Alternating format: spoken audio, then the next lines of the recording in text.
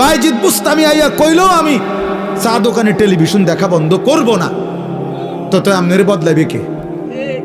আপনি তো সিদ্ধান্ত নিছেন গুনার উপরে মজবুত, আল্লাহ তো বলছে ইমানের উপরে মজবুত হইতে, নবী তো বলছে আমলের উপরে মজবুত হইতে, আর আমরা নাফরমানির উপরে মজবুত। নাফরমানির উপর 30 বছর সুদ খায়, কি চাচা ছাড়তেন না? না ছাড়তাম না। আপনার ভাল লাগে নিসানো? না আমার ভাল লাগে না। আহা মুসলমান, গুনার উপরে অটল, গুনাহের উপরে অটল। তোমরা ছেলেরা যারা বাবা 365 দিনে কোনোদিন নামাজ পড়ো না, তো তুমি সিদ্ধান্ত নিয়ে নিছো তুমি আল্লাহর নাফরমানির উপরে অটল। মনে রাখো বাপ, একদিন ফেরেশতা একটা লাথি দিয়া জাহান্নামে ফেলে দিবে। একটা লাথি দিবে, একটা লাথির লগে জাহান্নামে ফেলবে। মনে রাখো বাপ, তামাশা দুনিয়া না বাবা। কি ভাবছো তো? পড়ালেখা তো আমরাও করছি, জেনারেল লাইনেও পড়ছি, মাদ্রাসার লাইনেও পড়ছি। যথেষ্ট পরিমাণ পড়ালেখা করেই এটা বুঝছি যে কবর আসলেই সত্য, জাহান্নাম সত্য, জান্নাত সত্য। সত্য। পৃথিবী সৃষ্টি থেকে নিয়ে আজ পর্যন্ত এত নবী, এত রাসূল, এত আউলিয়া, এত বুজুর্গ, এত আলেম, এত কিতাব, এত কিছু মিথ্যা হইতে পারে না। এত কিছু মিথ্যা হইতে পারে না। মিথ্যা এতদিন চলে না, মিথ্যা কথা এতদিন টিকে না। অতএব 1450 বছর থেকে আমাদের নবীর আমল থেকে প্রতিনিয়ত আল্লাহর কথা, কোরআনের কথা, আখিরাতের কথা, কবর হাসরের কথা বলা হচ্ছে, এগুলো মিথ্যা। তাহলে তাহলে কেন ভুলে গেলাম আল্লাহকে? এজন্য আমরা যদি সিদ্ধান্ত নেই যে আমরা আমাদের জীবন গঠন করব, আমি আল্লাহর দ্বীনের উপরে চলবো, তাহলে সম্ভব। সম্ভব কিনা বলেন? এই জন্য আন্তরিক হইতে হয়, এই কথাটা বুঝাইলাম। মনোযোগী হইতে হয়। আন্তরিকতা না দেখাইলে, মনোযোগ না দিলে, আপনি বিষয়টা দিলে উপলব্ধি করতে হবে যে আসলে আমার আল্লাহকে মানা দরকার, আমার রসুল সাল্লাল্লাহু আলাইহি সাল্লামকে আমার মানা দরকার। আমার কবর আছে, আমার কবর হবেই হবে। আমার লগে সবাই না মরুক, আমি মরে যাব। আমার লগে সবাই একই সাথে মরে যাইতে হবে, এটা কোনো জরুরি না। জরুরি কথা বলেন না কেন? এটা জরুরি বিষয়। আমরা সবাই একই দিনে মরতে হইব, তাইলে আমি তো মরে যাব, আমি তো মরেই যাব। হাসলেও মরে যাব, কাঁদলেও মরে যাব, সুখে থাকলেও মৃত্যু, দুঃখে থাকলেও মৃত্যু, অট্টালিকায় থাকলেও মৃত্যু, কুড়ে ঘরে থাকলেও কি মৃত্যু। মৃত্যু আমার হবেই হবে, আমাকে একা চলে যেতেই হবে, সবাইকে রেখে আমাকে একাই ফিরতে হবে আমার আপন ঘরে, আমার কবরে, আমার হাসরে। অতএব আমাকে যেহেতু ফিরতেই হবে, আমাকে যেহেতু বন্ধু যেতেই হবে, যেখানে আমাকে নিশ্চিত যেতে হবে, এর জন্য প্রস্তুতি নেওয়াই ভালো। এটাই বুদ্ধিমানের উচিত। আজ যদি এমন হইতো কোনো না কোনো কৌশলে আমি মৃত্যু থেকে বাঁচতে পারলাম, বা কেউ কেউ বাঁচছে, তাইলে তো ঠিক ছিল, আমি সেই লাইনে চেষ্টা করতাম। কিন্তু সেটা কোথায়? এই পৃথিবী কাউকে থাকতে দিছে কিনা বলেন না কেন? তো পৃথিবীর মনে করেন 1000 বছর বয়স্ক কোনো লোক পৃথিবীতে আছে যে আজ 1000 বছর যাবত উনি মরে না? পৃথিবীতে 500 বছর যাবত কোনো লোক বেঁচে আছে এমন এখন আছে কেউ? তো তাহলে এই পৃথিবীর পুরাতন মানুষগুলোকে যেহেতু নিয়ে গেল, আমাকেও নিয়ে যাবে, আমাকেও নিয়ে যাবে। এই জন্য কিশোর নওজোয়ান, এত অল্প বয়সে যদি চরিত্রহীন হয়ে যাও বাবা, বাকিটা হায়াত কি করবা বাপ? বলো ভাইয়া, 16 বছর বয়সে যদি এত নারী, এত ছবি, এত উলঙ্গ দৃশ্য, এত অশ্লীলতা, এত অসভ্যতা, এত নোংরা কথাবার্তা, এত নোংরা জীবন, এত অল্প বয়সে যদি এতটা নষ্ট হয়ে যাও, পচে যাও, আহা বাপ, শেষ পর্যন্ত তোমার বয়স যখন হবে 60, 50, সেই পর্যন্ত তোমার হালাত কি হবে? কি হালাত হবে? বয়স্ক অনেক লোক আছে যাদের অনেকের অভ্যাস এরকম যে জুমার নামাজের দিন বয়ান হয়, উনি বসে বসে জুরায়।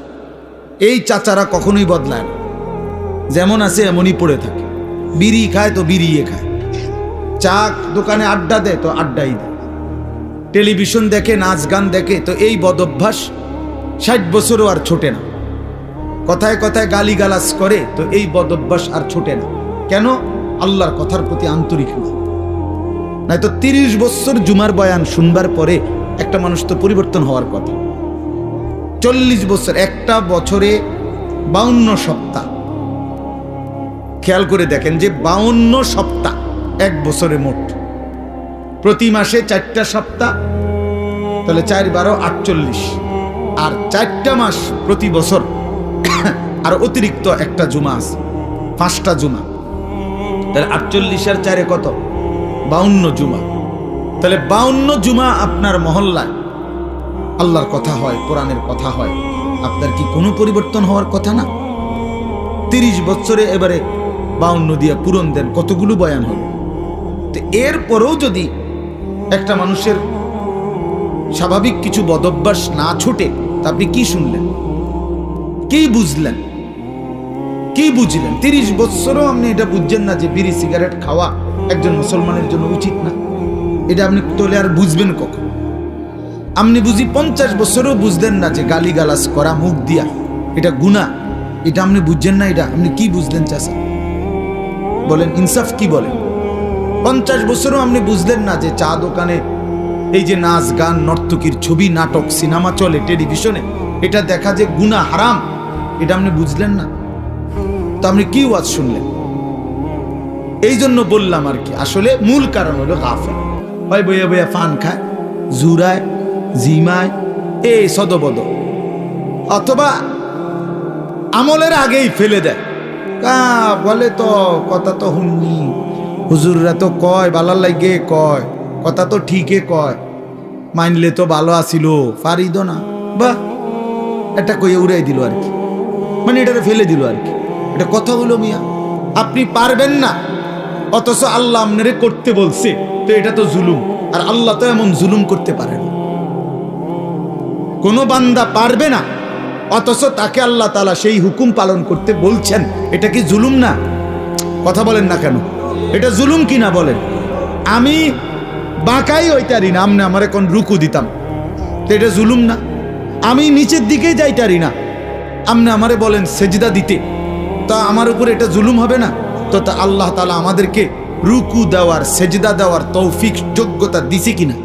তো জুলুম করলো বলেন?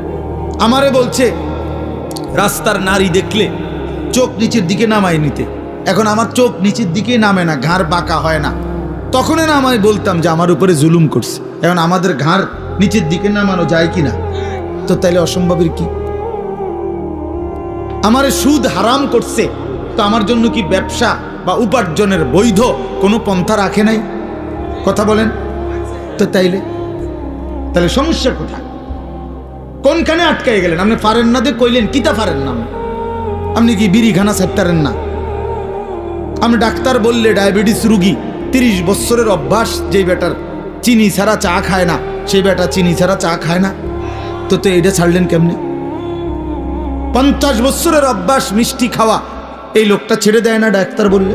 দেখ, আপনার ডাক্তার বললে মিয়া সামান্য দুনিয়ায় বাঁচার জন্য এত কিছু প্রিয় জিনিস ছেড়ে দিলেন, ডাক্তার বলার কারণে গরুর গোশত খাওয়া ছেড়ে দিলেন, অথচ আপনি জানেন ডাক্তারের আব্বাও যদি বাইটটা দেয় আমনেরে, তারপরও তো আপনি মরে যাবেন।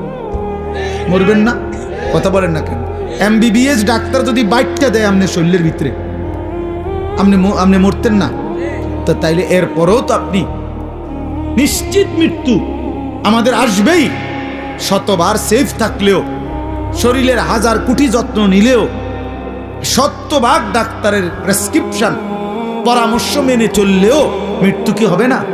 তো তারপরও তো এগুলো ছেড়ে দিলেন, তো জাহান্নামের ভয়ে গুনাহ ছাড়বেন না কেন? আল্লাহর নাফরমানি ছাড়বেন না কেন? আল্লাহর ভয়ে বিড়ি খানা ছাড়বেন না কেন? জাহান্নামের ভয়ে টেলিভিশন দেখা ছাড়বেন না কেন? জাহান্নামের ভয়ে গালিগালাজ দেওয়া ছাড়বেন না কেন? বলেন, ইনসাফ করে বলেন। এই জন্য বাপ, মূল বক্তব্য এই কথাটা যে মনোযোগী হওয়া দরকার। তাহলে এই জন্য বললাম, আমি আপনাদের কাছে আমার অনুরোধ, প্রত্যেকেই দেখেন, আমরা এটা যৌক্তিক কথা হলো যে আল্লাহর কোরআনের প্রতি আন্তরিক না হলে জিন্দেগি বদলাবে। আপনি পারতেন না, এত সোজা না। কোরআন শরীফে স্পষ্ট আয়াত আছে, ওয়ালাউলা ফাদলুল্লাহি আলাইকুম ওয়া রাহমাতুহু মা যাকা মিনকুম মিন আহাদিন আবাদা। সাংঘাতিক আয়াত। আল্লাহ বলে, শুনো, তোমাদের উপরে আল্লাহর দয়া এবং রহমত যদি মায়া না হয়, নিজেই নিজেকে কশ্চিন কালেও কখনোই পবিত্র করতে পারবে না। কোরআন শরীফের